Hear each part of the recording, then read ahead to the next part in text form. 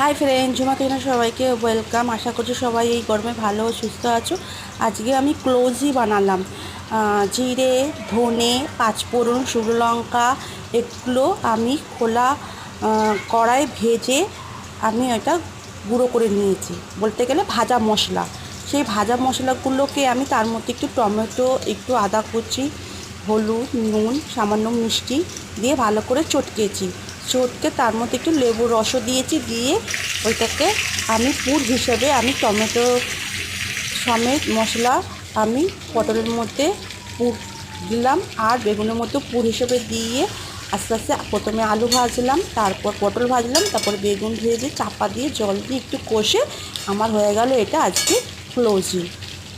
যদি ভালো লাগে প্লিজ শেয়ার করে দিও আর কমেন্ট করে জানিও আমার আজকে এই রেসিপিটা তোমাদের কেমন লাগলো। ওকে, থ্যাংক ইউ।